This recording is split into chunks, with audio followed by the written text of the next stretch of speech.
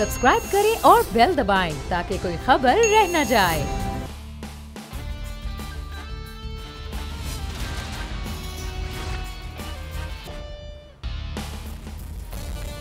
अस्सलामुअलैकुम। Special report with Mudassar Iqbal के साथ हाजिर खिदमत हैं। नाज़रीन, इस वक्त ऑडियो लीक्स का मामला खासा इस वक्त पेचीदा हो रहा है। दोनों तरफ, एक तरफ जो है ऑडियो लीक्स कमीशन के बेंच पर एतराज़ात भी उठा दिए गए हैं, उसके साथ साथ जो मामलात आपने देखे कि जो एक कमीशन बनाया गया उसके ऊपर भी मामलात हैं। कल भी पार्लियामान में इस तमाम तर सूरत हाल के हवाले से बात होती रही है। इस वक्त नाज़रीन, अगर हम बात करें कि मुल्क की सियासी सूरत हाल काबू में नहीं आ रही, सियासी कायदीन की बात की जाए तो मुकदमों के साथ साथ ऑडियो लीक्स में समातें भी जारी हैं। किस मुकदमे में किसने क्या रिमार्क्स दिए हैं, आपको एक रिपोर्ट दिखाते हैं, फिर मजीद बात होगी। मुल्क में सियासी दर्ज हरारत मामूल पर आकर नहीं दे रहा। न मईशियत मुस्तहकम हो रही है, न इंतखाबात का मामला सुलझ रहा है। अदलिया खबरों का महवर बनी हुई है। सियासी शख्सियात पर आयद मुकदमे भी जेरे समात हैं। इलेक्शन कमीशन से मुतल्लिक नजरसानी का केस भी जेरे समात है। इधर ऑडियो लीक्स की तहकीकाती कमेटी को काम से रोकने के मामले पर भी अहम पेशरफ्त हुई है। जस्टिस काजी फाइज ईसा की सरबराही में कायम ऑडियो लीक्स कमीशन ने भी वफाकी हुकूमत की तरह लार्जर बेंच पर एतराज उठा दिया है। दोनों का मुतालबा है कि chief justice Umar Ata Bandial, justice Ejazul Ehsan और जस्टिस मुनीब अख्तर इस बेंच का हिस्सा न बने जो ऑडियो लीक्स कमीशन के खिलाफ दायर दरख्वास्तों की समाअत कर रहा है। इधर आज सुप्रीम कोर्ट में ऑडियो लीक्स कमीशन की तश्कील के खिलाफ दरख्वास्तों पर समाअत हुई। दरख्वास्तें इमरान खान, सदर supreme court bar Abid Zubairi, रियाज हनीफ राही और मुक्तदिर शब्बीर ने कमीशन के खिलाफ दायर कर रखी है। समाअत के आगाज पर चीफ जस्टिस ने रिमार्क्स दिए कि अटार्नी जनरल साहब, आपकी दरख्वास्त अभी दायर नहीं हुई, रजिस्ट्रार ऑफिस से कहते हैं कि दायर करवा दें। दौरान समाअत चीफ जस्टिस उमर अता बंदियाल ने रिमार्क्स दिए कि हुकूमती दरख्वास्त में कुछ अल्फाज ऐसे हैं जो नहीं होने चाहिए थे। बेंच के एतराज के मामले पर गुज़िश्ता समाअत में फैसला नहीं किया था। अभी नई दरख्वास्तों पर अगले हफ्ते दलाइल सुन लेंगे। खासा मामला पेचीदा चल रहा है, हम इस पर बात करेंगे। हमारे साथ मौजूद हैं इमरान वसीम साहब, नुमाइंदा खुसूसी। बहुत शुक्रिया इमरान साहब आपके वक्त का। जुल्करनैन इकबाल इस वक्त हमारे साथ मौजूद है इस्लामाबाद स्टूडियो में। जुल्करनैन, आपको भी वेलकम करते हैं। सबसे पहले इमरान वसीम साहब, आपसे आगाज़ करते हैं। ये एक तो प्रैक्टिस एंड प्रोसीजर का मामला है, वो भी दरपेश था, कल भी हम उसका जिक्र कर रहे थे। दूसरा, ये जो अब ऑडियो लीक्स कमीशन के भी बेंच पर एतराज़ात हैं और फिर हुकूमत ने भी दरख्वास्त जो दी बेंच के हवाले से, अब क्या चीज़ें आज क्या कोर्ट में हुआ है सर? देखिए मुदस्सर, आपने दो चीज़ें पूछी हैं, दोनों अलग अलग केसेस हैं। एक तो कल सुप्रीम कोर्ट में प्रैक्टिस एंड प्रोसीजरल बिल के खिलाफ जो दरखास्तें दायर हुई थी उन पे चौथी समाअत होने जा रही है। और कल की समाअत से पहले, जैसे कि आप जानते हैं कि 8 रुकनी लार्जर बेंच है जो इस कानून के खिलाफ दरखास्तों पर समाअत कर रहा है। पाकिस्तान तहरीक इंसाफ ने इस केस में अपना तहरीरी जवाब जमा करवाया है, जिसमें PTI का मौक़िफ़ यह है कि जो कानून बना है supreme court practice and procedure bill के नाम से, ये अदलिया की आज़ादी के लिए थ्रेट है, ये अदलिया की आज़ादी पे कदगन लगाता है। और जो सुप्रीम कोर्ट की इंटरनल जो अपनी कार्रवाइयाँ होती हैं, जो इंतज़ामी अमूर होते हैं, उनके अंदर भी ये कानून बनाकर जो है मुदाखलत की गई है।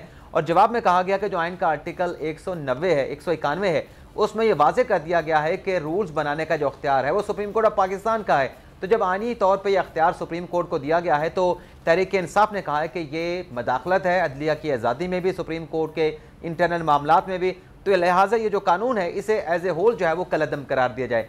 एक तो ये जवाब जो है पाकिस्तान तहरीक इंसाफ का सुप्रीम कोर्ट में जमा हो गया। दूसरी, जो आज अदालत उज़्मा में ऑडियो लीक कमीशन से मुतल्लिक जो दरखास्तें आई थी उनके खिलाफ उस पर समाअत हुई है। और आज की समाअत को आइंदा हफ्ते तक मुलतवी किया गया, कोई तारीख नहीं दी गई।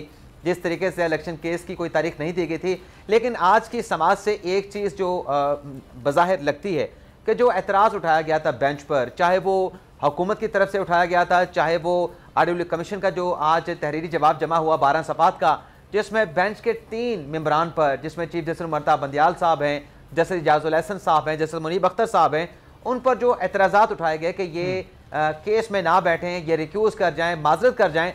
तो लगता यह है कि आज बेंच जो है इस बात पर कन्विंस नहीं है कि जो एतराज़ात उठाए गए हैं उन एतराज़ात की रोशनी में जज साहबान जो है वो रिक्यूज़ नहीं करना चाह रहे, या फिलहाल वो अभी कन्विंसिंग कोई मतलब कन्विंस नहीं है कि उनके सामने ऐसा मामला नहीं है कोई बेंच से अलग हो जाए। इसलिए अदालत ने कहा है कि चूँकि एतराज़ आ चुका है हुकूमत का भी और ऑडियो लीक कमीशन का जवाब भी आ चुका है, तो इस पर जो दूसरी साइड है उनके दलाइल भी सुनेंगे, हुकूमत के दलाइल भी सुनेंगे और ऑडियो लीक कमीशन का जो जवाब है उसको भी देखेंगे। फिर अदालत ने कहा है कि हम इस बात का जायजा लेंगे कि आया कि इसमें रिक्यूजल बनता है या रिक्यूजल नहीं बनता। सही, ये आप जो बात कर रहे हैं ये बड़ा अहम है। लेकिन एक चीज़ ज़ुल्करनैन, अब कल ख्वाजा आसिफ साहब ने भी ये बात की कि जिस तरह से प्रैक्टिस एंड प्रोसीजर का जो मामला था उसमें इख्तियारात ज़्यादा किए गए ज़ुल्करनैन, तो आज कल भी, अब कल समाअत होगी उस केस की भी, लेकिन आज तो जो हुकूमत और अदलिया के दरमियान जो तनाव और खिंचाव है वो इसी तरह से फिर आगे बढ़ रहा है। देखिए, तनाव तो आगे बढ़ रहा है और बढ़ता ही रहेगा। आपको याद होगा गुज़िश्ता समाअत पर चीफ जस्टिस ऑफ पाकिस्तान ने एक तरह से तजवीज़ दी थी और पेशकश की थी कि जो हाई टेम्परेचर इस वक्त चल रहा है उस टेम्परेचर को कम किया जाए, और जो खासकर कमीशन बनाने के हवाले से चीफ जस्टिस ने कहा था जो प्रॉपर प्रोसीजर है वो फॉलो करें। मैंने कौन सा खुद उसमें बैठ जाना है। तो वो एक ऑफर थी basically chief justice of Pakistan की जानिब से गवर्नमेंट को कि आप किसी तरीके से टेम्परेचर को कम करने की तरफ पेशकदमी करें, एक कदम बढ़ाएं। अदालत भी तैयार है ताकि मामलात को स्ट्रीमलाइन किया जा सके। लेकिन गवर्नमेंट की जानिब से उसके जवाब में इतराज़ कर दिया गया चीफ जस्टिस ऑफ पाकिस्तान पर। पहले अटॉर्नी जनरल ऑफ पाकिस्तान ने ज़बानी इतराज़ किया था, उसके बाद अब इन राइटिंग किया गया है। इन राइटिंग जो इतराज़ था, पहले वो दरख्वास्त रजिस्ट्रार ऑफिस में गई, उसने वसूल नहीं की। आज फिर चीफ जस्टिस ने उसकी वजाहत की और कहा कि इस किस्म की दरख्वास्त रजिस्ट्रार ऑफिस बराह रास्त वसूल नहीं करता। उसकी वजह यह है कि बाज़ औक़ात इसमें अल्फाज ऐसे इस्तेमाल होते हैं जो शायद के ज़्यादा अच्छे ना हों, इसलिए रजिस्ट्रार ऑफिस नहीं लेता। रिवायत यह है कि ये अदालत में डायरेक्ट दी जाती है। आज फिर चीफ जस्टिस ने कहा कि उसका नंबर लगाया जाए, इसके ऊपर फिर आगे बाकायदा तौर पर समाअत भी होगी।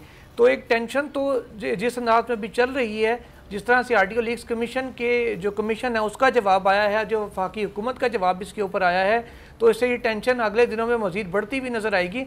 और जिस अंदाज में एक सरप्राइज़ दिया गया था चीफ जस्टिस ऑफ पाकिस्तान को आर्टिकल लीक्स ये रिव्यू पटिशन में जो इलेक्शन कमीशन ऑफ पाकिस्तान की समाअत के दौरान, कि अब तो ये रिव्यू पटिशन नए जो लॉ आया है review and judgment of order का, उसके बाहर सुना ही नहीं जा सकता। तो ये पूरा जो बेंच है वो एक दफ़ा शौक में आ गया था कि ये कौन सा नया लॉ आ गया जिसका उन्हें सिरे से पता ही नहीं था, उनको अंदाज़ा ही नहीं था इस बात का। इस किस्म के कुछ मज़ीद शौक्स हैं जिनको शायद आगे भी अदालत को बर्दाश्त करना पड़े, क्योंकि गवर्नमेंट किसी भी साइड से जो महाजर आई है उसको कम करने के ऊपर राज़ी नहीं हो रही। और जिस तरह के स्टेटमेंट्स हम पार्लियामेंट में देखते हैं, जैसा आपने ख्वाजा आसिफ साहब का हवाला दिया, उसके बाद लगता यही है कि चाहे ये लड़ाई वन साइडेड रहे, दूसरी साइड से जुडिशरी की साइड से ना भी हो जवाब दिया जाए उस अंदाज में, लेकिन एटलीस्ट वन साइडेड ये लड़ाई चलती ज़रूर रहेगी। कम से कम chief justice of Pakistan Umar Ata Bandial साहब की रिटायरमेंट तक फ़िलहाल ये कम होती किसी भी सूरत नज़र नहीं आ रही। तो अब अगले जो मामला थे इमरान वसीम साहब, जो हम 2 दिन पहले भी गुफ्तगू कर रहे थे, उस पर हम बात करेंगे। इस वक्त हम आगे बढ़ते हैं और कुछ बात कर लेते हैं कि क्योंकि आज मई आखिर हो गया, जून को हमेशा बजट का महीना कहा जाता है, लेकिन अच्छी खबर जो है वो ये सामने आ रही थी कि बजट को आवाम दोस्त बनाने की इस वक्त तैयारियां की जा रही हैं। आवाम दोस्त के लिए ये कि एक आम आदमी के लिए चीज़ों को सस्ता और बेहतर किया जाए। वज़ीर आज़म खुद जो है वो इसमें खासे मुतहर्रिक नज़र आ रहे हैं। कहा गया कि अब जो बाइकर्स हैं चलाने वाले, उनके लिए पेट्रोल सस्ता किया जाएगा। लेकिन एक चीज़ हो रही थी कि पेट्रोल आ रहा है रशिया से, तो शायद उम्मीद थी कि पेट्रोल सस्ता होगा, लेकिन मुसद्दिक मलिक साहब ने कहा था पेट्रोल की कीमत में कमी नहीं होगी। लेकिन जो आज खबरें सामने आ रही हैं वो टारगेटेड सब्सिडी है, चाहे वो यूटिलिटी स्टोर्स के ज़रिए अशिया खुरनोश हैं या पेट्रोल की कीमत है इनमें। तो उसके लिए कमेटियाँ भी बना दी गई हैं जो सिफारिशात तैयार करेंगी और वो सिफारिशात फिर दी जाएंगी। हो क्या रहा है, क्या तैयारी? तो मोहम्मद ज़ुबैर साहब हमारे साथ मौजूद है, पाकिस्तान मुस्लिम नून के रहनुमा हैं, साबिक़ गवर्नर सिंध। बहुत शुक्रिया ज़ुबैर अहमद साहब आपके वक्त का। सर, ये खबर अच्छी आई कि पेट्रोल सस्ता जो है वो बाइकर्स के लिए हो रहा है और ख़ुद वज़ीर आज़म बजट जो है वो आवाम दोस्त बनाने की तैयारी कर रहे हैं। सर, क्या तैयारियाँ हैं, क्या अच्छी को खबर इस गर्म मौसम में लोगों को मिल सकती है? हाँ, जाहिर सी बात है, आवाम जो है वो परेशान तो है आजकल मईशत के हवाले से, महंगाई के हवाले से और दूसरे जो भी प्रॉब्लम्स हैं। वज़ीर आज़म की जब आपने खुद जिक्र किया आवाम दोस्त का मतलब ये नहीं होता एकदम से कीमतें सस्ती अनाउंस करते हैं, क्योंकि आपको पता है कि वो तो करना वो कोई भी मुल्क कर सकता है, कोई भी कर सकता है। वो तो सबसे आसान तरीका होता है शॉर्ट रन के लिए, लेकिन उसके नताइज जो होते हैं वो कौम ही भुगतना पड़ती है लॉन्ग रन में। अभी पेट्रोल 50 रुपए सस्ता करते हैं, अनाउंस तो कर सकते हैं, तो उसका जो बोझ होगा वो ज़ाहिर है हुकूमत बर्दाश्त करेगी और हुकूमत किसी और तरह से फिर अवाम पर बोझ डाल देगी। तो वज़ीर आज़म का जो कहना है अवाम दोस्त, तो वो ये है कि जी जो भी शॉर्ट टर्म में जो बेनिफिट दिए जा सकते हैं वो भी दिए जाएं, और जो लेकिन उसका ज़्यादा फोकस उनका ये है कि ऐसे बजट प्रपोजल्स आए, ऐसे इकदाम अनाउंस किए जाएं जिसको आने वाले महीनों में और आगे अवाम के लिए बेहतरी आना शुरू हो जाए, जैसे जॉब क्रिएशन हो, जिससे मतलब अगर आप ऐसे इंसेंटिव देते हैं बिजनेसमैन को कि वो इन्वेस्टमेंट करते हैं, इन्वेस्टमेंट से जॉब क्रिएशन होती है, अवाम में बेरोजगारी कम होती है, जितनी ज़्यादा फैक्ट्रियाँ लगेंगी, जितने ज़्यादा इन्वेस्टमेंट होगा उतना ज़्यादा आपकी ग्रोथ होगी, तो उसका जाहिर है अल्टीमेटली फ़ायदा अवाम को होता है। तो वो उस किस्म के इक़दाम ज़्यादा ज़रूरी होते हैं। ये तो शॉर्ट टर्म होते हैं कि जी बिल्कुल, ये बड़ा अहम पॉइंट है कि जो शॉर्ट टर्म की बजाय एक लॉन्ग टर्म हो जिसका फ़ायदा इकोनॉमी को भी हो और जिसका फ़ायदा एक आम आदमी के लिए भी हो। बहुत शुक्रिया मोहम्मद ज़ुबैर उमर साहब। और इस वक्त हमारे साथ इमरान वसीम साहब भी मौजूद हैं, जुल्करनैन भी। और इमरान साहब, हम बात कर रहे थे कि ये इस वक्त जो तनाव खिंचाव की कैफियत है, जिस तरह जुल्करनैन कह रहे हैं कि वो तो सितंबर तक रहेगी और ये सिचुएशन इस तरह से है, लेकिन अब 14 मई का जो इलेक्शन के मामला थे वो भी चीज़ें आगे चलेगी। अब इन तमाम तर केसेस का अदालत में जो माहौल है वो आप रोज़ाना की बुनियाद पर देख रहे हैं, चाहे ये ऑडियो लीक्स के मामलात हों, चाहे कमीशन के मामलात हों, चाहे वो केस हो जो इलेक्शन कमीशन के रिव्यू पटिशन का है। इन तमाम तर चीज़ों का अब हालात और वो हीट वो अदालत में कैसी है, माहौल कैसा? माहौल तो अगर हम इम्प्रेशन की अगर हम बात करें कि हमें मिल क्या रहा है, क्योंकि अगर हम इलेक्शन केस की समाअत का देखें कि उसमें अब कोई तारीख नहीं है और उसमें एक नया कानून अदालत के सामने रखा गया, तो वो भी बड़ा हैरानकुन था जज साहबान को। मतलब एक शौक लगा कि ये एक नया कानून जो है जिसका पता नहीं चला और सदर साहब ने दस्तखत भी कर दिए और वो कानून इन्फोर्स भी हो गया, तो उस केस को जन कर दिया गया किसी डेट के बगैर। अब इसमें आप ये देखें कि जो ऑडियो लीक कमीशन है इसके लिए भी आइंदा हफ्ते का कहा गया है कि आइंदा जो अदालती हफ्ता होगा उसमें कोई मुनासिब तारीख या उसमें कोई ऐसी कोई विंडो नज़र आएगी तो इस केस को समाअत के लिए मुकर्रर कर दिया जाएगा। तो प्रीमा फेशी तो बाज़ार ये लगता है कि चीज़ों को जो है वो जो एक हाइप पे चली गई थी, जो टेम्परेचर बहुत ज़्यादा ऊपर चला गया था, तो केसेस में लंबी तारीखें डालकर जो है इस टेम्परेचर को नीचे लाने की कोशिश की जा रही है कि जब केसेस रोज़ाना की बेसिस पे नहीं चलेंगे, एक लंबी तारीख भी होगी। और मुदस्सर आपको ये भी बता दें कि जो जून का दूसरा हफ्ता है, गलबन अगर मैं गलत नहीं तो जुल्करनैन ने अपने टर्न के ऊपर इसको करेक्ट कर देगा, 12 जून से जो वेकेशंस हैं, जो समर वेकेशंस हैं, उनका भी आगाज़ होने जा रहा है। तो समर वेकेशंस में नॉर्मली ये होता है कि ये नहीं होता कि जज साहबान छुट्टियों पे चले जाते हैं, एक तो जजेस जो है वो अपनी टर्न बाय टर्न छुट्टियों पे जाते हैं, बेंचेस बनते हैं, केसेस की समाअत होती है, लेकिन होता ये है कि जो कराची के जजेस हैं उनका कराची में बेंच बना दिया जाता है, जो लाहौर के जजेस हैं वो लाहौर में बैठ के मुकदमात की समाअत करते हैं, और जो केपी के जजेस हैं वो और उसके साथ एक आधा लाहौर का जज या सिंध का जज बिठा के यहाँ पे प्रिंसिपल सीट के ऊपर बेंच बन जाता है। तो इस तरह से केसेस की समाअत जारी रहती है। लेकिन ये देखें ना, ये जो supreme court practice and procedure bill के खिलाफ बेंच है, 8 जजेस हैं, 8 जजेस को समर वेकेशंस में इकट्ठा करना, लार्जर बेंच को बनाना, यह कोई इतना आसान टास्क नहीं होगा। इसी तरीके से जो 5 रुकनी बेंच है जो ऑडियो लीक के खिलाफ दरखास्तों पे समाअत कर रहा है, इसको भी इकट्ठा करके बिठाना जो है समर वेकेशन से मुश्किल हो जाएगा। तो जब ये बेंच नहीं बैठेगा, इन मुकदमात की समाअत नहीं होगी, तो फिर ज़ाहिर सी बात है कि जो इस वक्त माहौल सुप्रीम कोर्ट में देखते हैं कि बड़ा गर्म माहौल है, सियासतदान आते हैं, वकला आते हैं, वो वकला भी आते हैं इन केसेस को देखने के लिए, सुनने के लिए, जिनका केसेस के साथ ताल्लुक नहीं होता, क्योंकि लर्निंग हो रही होती है आपकी। तो फिर ये चीज़ें फिर सुप्रीम कोर्ट में नज़र नहीं आएंगे, तो मामला जो है वो ऐसे आहिस्ता आहिस्ता नीचे आएंगे। तो जब मामला केसेस के हवाले से नीचे आएंगे तो फिर हम ये एक तासुर ले सकते हैं या एक हम ये कह सकते हैं तो फिर तवज्जो जो होगी वो दूसरे केसेस पर भी होगी और जो सुप्रीम कोर्ट के अपने इंटरनल मामलात हैं उनको भी दुरुस्त करने की तरफ जब तवज्जो दी जाएगी। तो ये बड़े इंपॉर्टेंट आपने बात की इमरान। तो इसका मतलब है जुल्करनैन फिर ये जो बड़े बड़े केसेस हैं वो समर वेकेशन की नज़र हो सकते हैं, ये बेंचेस जो हैं वो समर वेकेशन के मामलात की वजह से कुछ ना कुछ मज़ीद सर्द हो सकते हैं समर और यानी कि गर्म मौसम में। मुदस्सिर ऐसा है कि जो इनिशियल मंथ होता है पहला, खासकर समर वेकेशंस का, उसमें जजेस ने क्योंकि पहले से ही चीफ जस्टिस को बता दिया होता है कि हमने अपनी फैमिली के साथ ज़रा बाद में आउट ऑफ सिटी जाना होता है, नॉर्दर्न एरियाज़ में सैर सपाटे के लिए, क्योंकि ज़ाहिर है सबके बच्चे हैं, सबके बच्चे फरमाइश करते हैं कि हमारे साथ वक्त गुजारें। और बहुत से क्योंकि जजेस हैं उनकी फैमिलीज़ यहाँ पर नहीं रहती, वो अपनी फैमिलीज़ को मिलने के लिए हर वीकेंड पे जाते हैं, कुछ बाय एयर कराची जाते हैं, कुछ लाहौर जाते हैं, कुछ अपने KPK में जाते हैं। उनकी कोई प्रायर से कमिटमेंट होती हैं, पहले चीफ जस्टिस को बता देते हैं कि हम इन दिनों में अवेलेबल नहीं होंगे। तो अब इम्कान जो मुझे नज़र आ रहा है वो ये है कि क्योंकि अभी इस वक्त एक इलेक्टेड गवर्नमेंट मौजूद है और उसका टर्म ख़त्म हो रहा है 12 अगस्त को, तो 12 अगस्त तक तो ये काफ़ी ज़्यादा टेंशन इस किस्म की बरकरार रहेगी, जिसका भी एक सबूत मोहसिन शाहनवाज रांझा साहब की प्रेस कॉन्फ्रेंस में भी था। उस पर मैं आगे चल के बात करता हूँ, पहले मैं छुट्टियों वाली बात पे आ जाऊँ। 12 अगस्त तक तो गवर्नमेंट रहेगी, उसके बाद आ जाएगी इंटरिम गवर्नमेंट। इंटरिम गवर्नमेंट जब आएगी तो 15 सितंबर तक चीफ जस्टिस ऑफ पाकिस्तान के पास टाइम है, तब तक छुट्टियों का भी आखिरी महीना चल रहा होगा, क्योंकि सितंबर के सेकंड वीक में जो छुट्टियां वो ख़त्म होती हैं, नया अदालती साल शुरू होता है, उसकी तकरीब होती है, जिसके बाद फिर जो चीफ जस्टिस ऑफ पाकिस्तान है उसकी 2 से 3 दिन के बाद रिटायरमेंट भी आ जाएगी। अब होना ये है, जो मुझे अगर नज़र आ रहा है कि अगर तो गवर्नमेंट ने टेंशन को कम ना किया तो उसके बाद जो आखिरी है, जो अगस्त का महीना होगा, खासकर 12 अगस्त के बाद से या 14 अगस्त के बाद से हम कह लें, फिर थोड़ा सा इन केसेस को अगर तब तक ये डिसाइड ना हुए तो ज़रा एक्सेलरेट किया जाएगा, और एक्सेलरेशन फिर ज़रा तेज़ होगी, क्योंकि उस वक्त ये गवर्नमेंट नहीं होगी, इंटरिम होगी।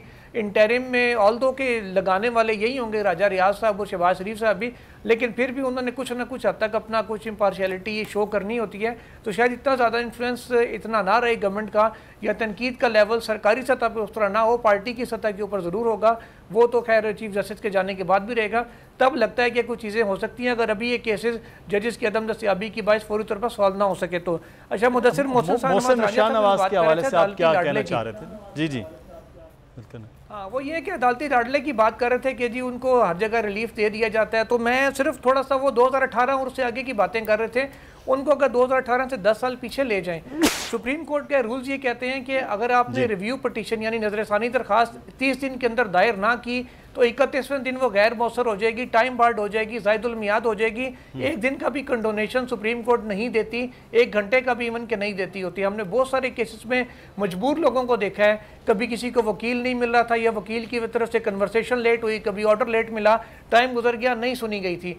इवन के अब तो खैर नया लॉ जो 2 दिन पहले है उसमें 60 डेज कर दिया गया है। मियाँ साहब की जो रिव्यू पटिशन थी त्यारा साजिश केस में 8 साल तखीर का शिकार रही थी, अपनी मर्जी से वो मुल्क से बाहर गए थे, और रिव्यू पटिशन के लिए ना को बायोमेट्रिक करवाना था उन्होंने, ना उनकी पर्सनल हाजिरी ज़रूरी थी, उन्होंने जस्ट रिव्यू पटिशन फाइल करना था, अपने वकील के जरिए समाअत हो सकती थी, लेकिन मियाँ साहब ने नहीं की। और 8 साल के बाद इसी सुप्रीम कोर्ट ने, जिसकी सरबराही उस वक्त के चीफ जस्टिस इफ्तिखार चौधरी कर रहे थे, उन्होंने जजमेंट को रिव्यू किया और एक लाडले को 8 साल के बाद आके रिलीफ दिया। वो ये भूल गए हैं, और एक वो लाडलापन वो भी उनको याद करवा दे जो मरहूम मलिक क़य्यूम साहब की ऑडियो टेप्स हैं कि मियाँ साहब ने क्या देता थे हो गया, उनके एक फ़ोन के ऊपर जो है ना फैसले हो जाया करते थे, तो वो लाडलापन सारा भूल गए हैं कि ये तो ज़बान से आम था कि कोई भी मियाँ नवाज शरीफ साहब के खिलाफ जो केस है वो सुनता नहीं है, सुने तो सज़ा नहीं दे सकता। उनकी ग्रिप इतनी ज़्यादा मजबूत हुआ करती थी। और जस्टिस अतहर मिनल्ला का जैसे जिक्र कर रहे थे, वो जस्टिस अतहर मिनल्ला साहब ने ही जो मुस्लिम लीग नून के लोग थे उनको बेल्स दी थी, उनके ऊपर नवाज शरीफ साहब को भी बेल जो है उनको जो थी एवन फील्ड केस में मरियम नवाज की सजा मोतली जस्टिस अतहर मिनल्ला ने की थी, उसी हाई कोर्ट से इनको रिलीज सारी है वो इधर है कानून के मुताबिक, और ये भी मुदस्सिर 2018 के बाद की बात है। बिल्कुल, ये अदलिया ने कानून और आइन के मुताबिक फैसले देने होते हैं, किसी के हक में हैं, अगर उनको अच्छे लग रहे हैं नून लीग को या किसी को PTI को अच्छे लग रहे हैं तो फिर नहीं अच्छे लग रहे हैं तो अदालतों पर एतराज़ात उठा रहे होते हैं। बहुत शुक्रिया, जुल्करनैन इकबाल हमारे साथ मौजूद थे, और सब आपको भी बहुत शुक्रिया। हमें यहाँ पर एक ब्रेक लेना है, ब्रेक के बाद वापस आएंगे, फिर मजीद बात होगी।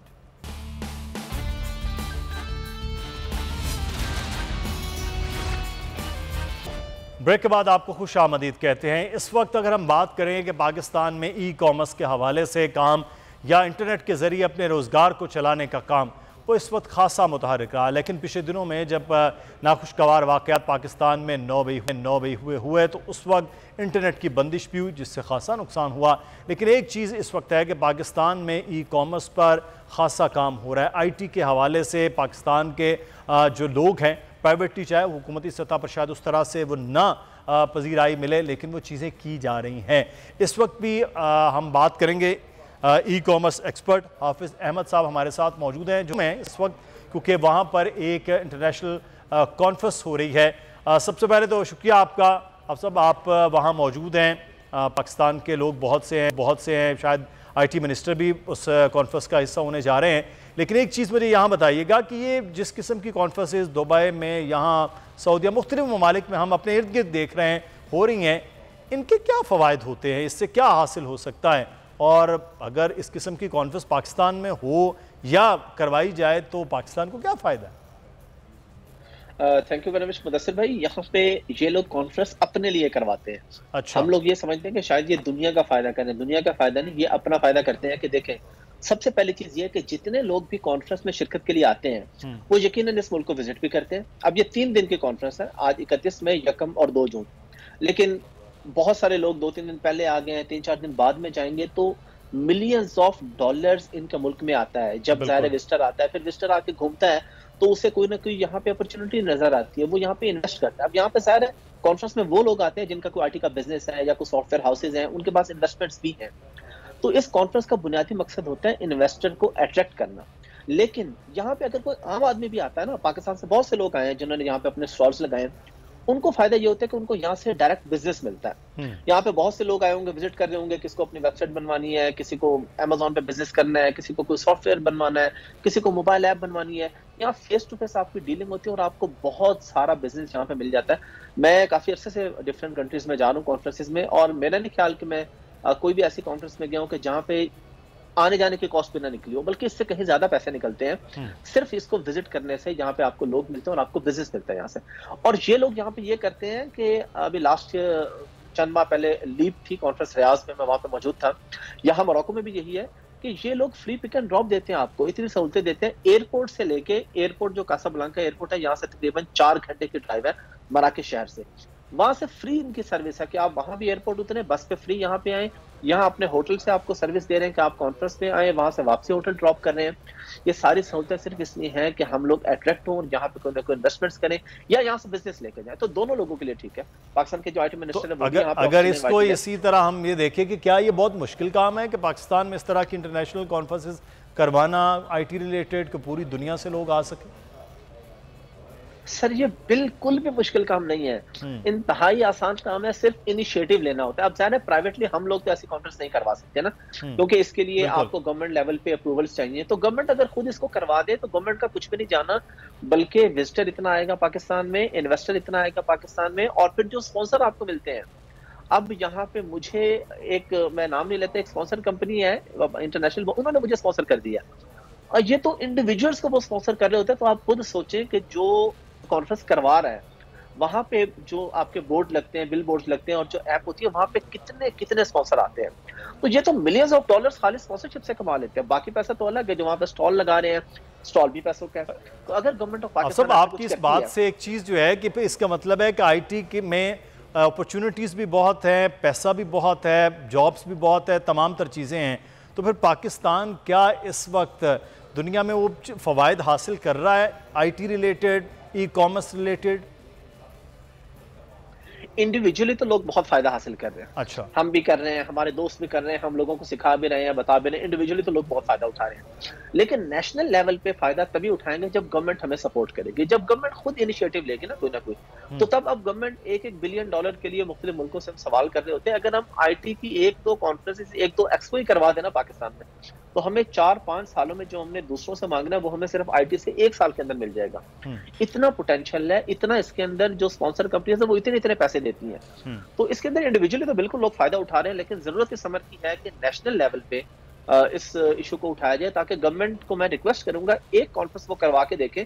उसके बाद इंशाल्लाह उन्हें समझ आ जाएगी कि भाई किसी के पास जाने से बेहतर है हर 3 महीने बाद एक बड़ी सी कॉन्फ्रेंस करवा दो, सारे खर्चे वहां से निकल आएंगे। चलें, ये आईटी मिनिस्टर वहां आ रहे हैं, आप पाकिस्तानियों से तो यकीनी तौर पर उनकी मुलाकात होगी, जरूर उनसे कहें। लेकिन एक चीज़ मैं यहाँ पर आपसे जानना चाहूँगा, हमारे गवर्नमेंट ने तो पिछले दिनों जो कुछ किया, इंटरनेट बंद हो गया, सारी चीज़ें, उससे एक ऊबर चलाने वाला, बाइक चलाने वाला, ये यहाँ से लेकर तो जो फ्रीलांसर हैं वहाँ तक उनके लिए बड़ी मुश्किलात रही हैं इंटरनेट की बंदिश से। वो क्या मुश्किलात होती हैं, और अगर इसी तरह ये बरकरार है, जिसके इंटरनेशनल क्लाइंट हैं, तो फिर क्या नुकसान होते हैं?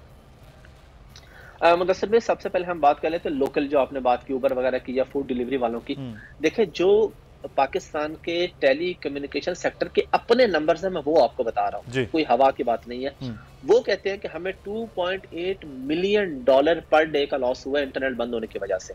अच्छा। और इसके साथ साथ sorry $1 million per day government को लॉस हुआ है टैक्सेस की मद में। 30+ % टैक्सेस जाते हैं गवर्नमेंट को यहाँ से। तो $1 मिलियन प्लस का गवर्नमेंट को लॉस हो तो $4 मिलियन पर डे का लॉस है तकरीबन, जो कि काफी दिनों के मिला के $15 से $20 मिलियन बना है। अब हम बात करते हैं हमारी जो आईटी वाले और जो फ्रीलांसर हैं। हमें तकरीबन 10 से 12 मिलियन डॉलर पर डे का लॉस हुआ। अच्छा, 10 से 12 मिलियन डॉलर का लॉस सिर्फ इन दिनों में, जब ये सूरत हाल रही है? सिर्फ इन दिनों में एक दिन का। लेकिन एक दिन इससे बड़ा लॉस मुदस्सिर भाई ये एक दिन का, इससे बड़ा लॉस ये है कि अपवर्क और फाइवर ने, जो दुनिया की बड़ी फ्रीलांस वेबसाइट्स हैं, उन्होंने ऑफिशियल नोटिफिकेशन जारी कर दिया था कि इस कंट्री में इस वक्त इंटरनेट का मसला है, इन लोगों के साथ काम करने में एहतियात करें। अच्छा। अब आप सोचें कि ये नोटिफिकेशन आने के बाद जिसने एक दफा देख लिया वो तो दोबारा पाकिस्तान के साथ काम नहीं करेगा। हाँ, हमारे पुराने क्लाइंट्स हैं वो चल रहे हैं हमारे साथ, नए भी आ जाएंगे, लेकिन इंटरनेशनली जो हमें लॉस हुआ है ना, इमेज का जो लॉस हुआ है कि यार इस सदी के अंदर इंटरनेट भी बंद हो जाता है किसी मुल्क के अंदर, ये बड़ी ही हैरानकुन बात है। और फिर हम तो अभी रिक्वेस्ट कर रहे थे गवर्नमेंट से कि भाई, अभी भी कर रहे हैं कि भाई हमें 5G चाहिए, 4G तो बहुत पुराना हो गया, दुनिया में 5G आ चुका है, हम इधर 5G का रोना रो रहे हैं, उन्होंने 4G भी बंद कर दिया। तो बहुत सारे मसाइल हैं, दुआ ही की जा सकती है। सही। अच्छा, एक चीज़ में अहमद साहब, इस वक्त जो है, क्योंकि आप ख़ुद भी एक्सपर्ट अमेज़ॉन के हवाले से हैं, पाकिस्तान में क्या जो अमेज़ॉन की मुश्किलात थी आज से साल 1.5 साल पहले, कुछ उसमें बेहतरी आई है और इंटरेस्ट जो है वो कितना बेहतर हुआ है सारे अमल में? मुदस्सिर भाई, अब तो बहुत आसान हो गया क्योंकि पाकिस्तान से अकाउंट भी बन जाता है। जो लोग अमेज़ॉन FBA होलसेल करते हैं उनको बस ये है कि US में LLC चाहिए होती है, अमेरिका में कंपनी बैंक अकाउंट, वो सारे लोग पाकिस्तान में प्रोवाइड कर रहे हैं सर्विसेज। पाकिस्तान में बैठ के आपकी वहाँ पे कंपनी भी बन जाती है, आपका बैंक अकाउंट भी खुल जाता है, तो अब आसानी है, अब कोई मुश्किल इसमें नहीं रह गई है। और अब तो जरूरत भी इस अमर की है, डॉलर का रेट जहाँ पे चला गया, हमें सिर्फ डॉलर्स में ही इनकम आए तो तभी फायदा होता है।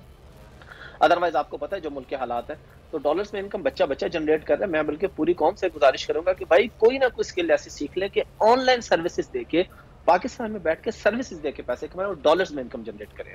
लेकिन अहमद साहब, अब तो ये है कि सिखाने के हवाले से, आप खुद ट्रेनर हैं, पता नहीं क्या क्या सिखा रहे हैं आप लोग। लोग कहते हैं हमने सीख तो लिया, उसके बाद करना कुछ नहीं आ रहा, कैसे करना है, ये बस सिखाने का काम हो रहा है, फीसें दे दी हैं, उसके बाद फिर एक बेरोजगारी का अमल है, क्या ऐसा ही है? मुदस्सिर भाई, आपकी बात बिल्कुल ठीक है। 16 साल हम यूनिवर्सिटी में, कॉलेज में, स्कूल में देते हैं, लाखों रुपए लगाते हैं और उसके बाद 25,000 की नौकरी मिलती है।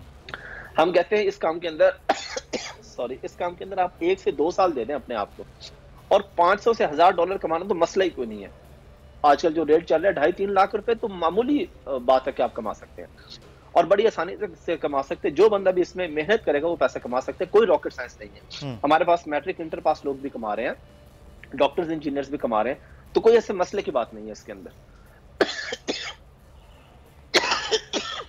सही। तो ये काम तो आसान है, लेकिन सीखा जाए और प्रॉपरली किया जाए तो फिर हो सकता है। बहुत शुक्रिया हाफिज़ अहमद साहब, ई कॉमर्स एक्सपर्ट हमारे साथ मौजूद थे। लेकिन एक चीज़ है कि इंटरनेट भी चलता रहे तो फिर ये है कि डॉलर्स भी आ सकते हैं और लोगों का रोज़गार भी चल सकता है। आगे बढ़ेंगे और अब बात करेंगे बुल बाज़ार की। कफ़ील अहमद हमारे नुमाइंदे हमारे साथ मौजूद है। कफ़ील, इंटरबैंक में अब डॉलर की कीमत कम, लेकिन ओपन मार्केट में डॉलर बढ़ता जा रहा है। ये बड़ी अजीब सी सिचुएशन है कि फ़र्क भी जो है वो बहुत ज़्यादा हो गया है और IMF भी कह रहा है कि ये फ़र्क ख़त्म हो। तो ये क्या सिचुएशन चल रही है इस मार्केट में? देखिए, तकरीबन अगर हम बात कर लें तो 28 से 30 रुपए का डिफरेंस है ओपन मार्केट और इंटरबैंक के दरमियान। अगर हम आज की ट्रेडिंग की बात कर लें तो 12 पैसे जो है वो क्लोजिंग पे इजाफा देखा गया और कल तकरीबन 285 रुपए 47 पैसे पर जो है वो डॉलर क्लोज हुआ है। कल 285 पॉइंट जो है 35 पैसा जो है वो क्लोजिंग थी। इसी तरह अगर हम ओपन मार्केट की बात कर लें तो उसमें जो है वो कमी देखी गई है और ये कल 312 की क्लोजिंग थी, तो आज 311 पे क्लोज हुआ है ओपन मार्केट। अगर हम वैसे करेंसी एक्सचेंज की बात कर लें तो उसमें जो डॉलर अवेलेबल है तो 320 से 322 और कहीं 325 के दरमियान भी जो है वो अगर आप लेने जाए तो आपको मिलेगा। लेकिन दूसरी जगह पर अगर हम बात कर लें आज पाकिस्तान स्टॉक एक्सचेंज की, तो 2 दिन से मार्केट में खासा पॉजिटिव जो है वो अपना तमाम सेंटिमेंट था। तो हम आज प्रॉफिट टेकिंग जो है वो देखी गई है और 341 पॉइंट जो है वो कमी रिकॉर्ड की गई है इंडेक्स और 41,330 के लेवल पर मार्केट जो है वो क्लोज हुई है। तो जिस तरह ये बात की जा रही है कि आइंदा बजट के अंदर जो कंपनी डिविडेंड पे नहीं कर रही है अपने तमाम कस्टमर्स को, उनके ऊपर टैक्स लगाने की बात की जा रही है। तो हम अभी तक जो है वो अभाम है और तो उसके साथ जो है वो अभी नजर उसी तरह से भी आ रहा है। बहुत शुक्रिया कि हमारे साथ मौजूद हैं। प्रोग्राम से मुदस्सिर इकबाल को इजाज़त दीजिए, अपना ख्याल रखिए, अल्लाह हाफ़िज़।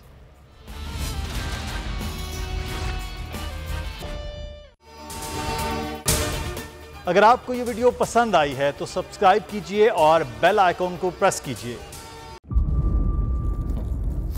इंतज़ार था ना, चलो इस बार वो करते हैं जो इससे पहले किया ही नहीं। किस्मत की आंखों में आंखें डाल के जीतना होगा। सब में शेर जैसी राह, जर्रा जर्रा भी हर कंटेस्टेंट को लगेगा पहाड़। लड़खड़ाना नहीं है, खोल दो अपने पंख अगर आसमान छूना है। अबे लग रहा है ये सब पहले भी कहीं सुना है। एंटरटेनमेंट की गारंटी जनाब, क्योंकि यहाँ खेलोगे कूदोगे तो बनोगे नवाब। खुश रहो पाकिस्तान। खुश रहो पाकिस्तान, बुध और जुमेरात शाम 7 बजे सिर्फ बोल एंटरटेनमेंट पर। सब्सक्राइब करें और बेल दबाएं ताकि कोई खबर रह न जाए।